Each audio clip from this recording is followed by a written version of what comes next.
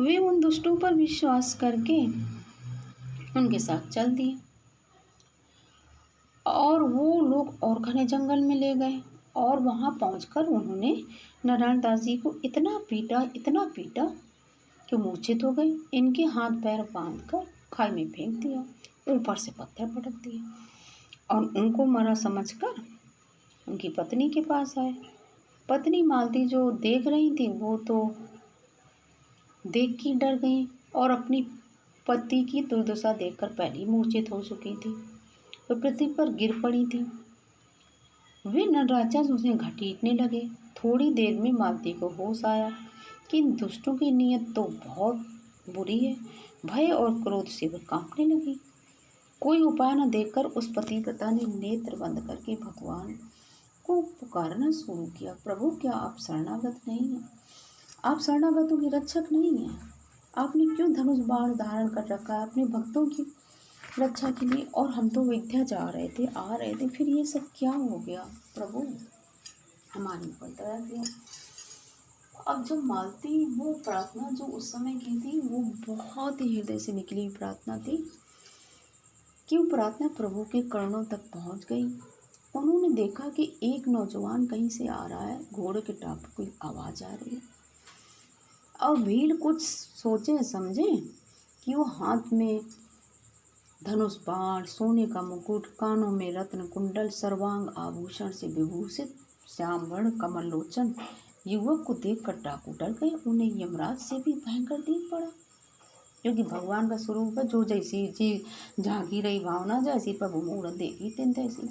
उन भीलों को भगवान श्री राम तो बहुत ही भयंकर रूप में दिखाई दिए कि बहुत बड़ा भीड़ आ गया है और हमको मार डालेगा। सब भागने लगे उनको देख करके।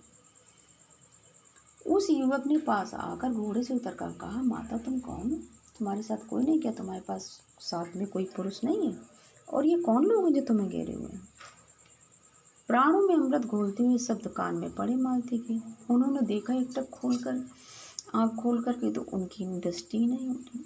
उन्हें प्रभु बहुत ही मनोहर रूप में दिखाई दिया। बोले, भैया मैं नहीं जानती कि तुम कौन हो, पर कोई भी हो, तुम मेरी रक्षा करने आए, तुम्हें भगवान राम ने भेजा। मेरे पति को दुष्ट लोगों ने एक खाई में फेंक दिया है और तुम मेरे धर्म के एक भाई बन जाओ और चिता बना दो, मैं उसमें जलकर अपने अंतर की ज्वाला को शांत करूं। युवक ने कहा, देवी आप चिंता न करें, आपके पति जीवित हैं। अभी मैंने आगे ही आवाज़ आ रही थी कि हाय मालती, हम अयोध्या में जाकर श्री राम के दर्शन न करें, वे सब तुम्हारे पति के होंगे। चलो चलें जहाँ से आवाज़ आई है। और उन्होंने माता कहकर मालती का हाथ पकड़ लिया और मालती का हाथ पकड़कर वे उन सर्वेश्वर के साथ चलने लगी। डाकुओं ने नारायण दास जी को खाई में पटक दिया तो उनके हाथ पैर बंधे हुए थे। तो भगवान जी नीचे उतरे और उन्होंने उनकी छाती पर से बड़े बड़े पत्थर हटाए, उनका बंधन खोला और उनको ले आए। मालती ने वहाँ पति की दशा देखी तो फिर से वो बेहोश हो गई। भगवान ने फिर उन्हें होश मिला का आश्वासन दिया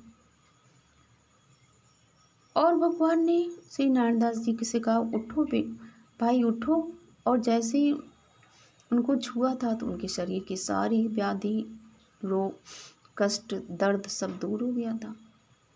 नारायण दास ने नेत्र खोलकर देखा अपने सामने धनुषधारी को। कई क्षण वे अपलक देखते रहे। हृदय ने कहा, इस भीषण विपत्ति से भला जानकी नाथ को छोड़कर मेरी कौन सहायता कर सकता है? ये पीतम्बरधारी कौस्तुभ मणि गले में पहनने वाले मेरे श्री रघुनाथ ही तो हैं। बस वे प्रभु के चरणों में लौट गए। उनके नेत्रों की धारा ने प्रभु के पाद पद्म धो दिए। भगवान अपने भक्तों से क्या कभी ऐसे छिपे रह सकते हैं? भगवान प्रकट हो गए अपने असली रूप में। और जब उन्होंने उस स्वरूप को देखा तो उन पति पत्नी ने, नारायण दास जी ने, मालती ने भगवान की भक्ति मांगी। भगवान ने उन्हें अपनी भक्ति प्रदान की। भगवान की आज्ञा से नारायण दास पत्नी के साथ वहाँ से चलकर कुछ दिनों में अयोध्या पहुँच गए।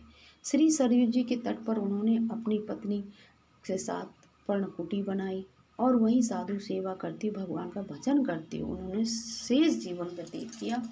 भक्तों, ये एक सच्ची कथा है जहाँ भगवान ने अपने भक्त की रक्षा की और उन्हें दर्शन दिए।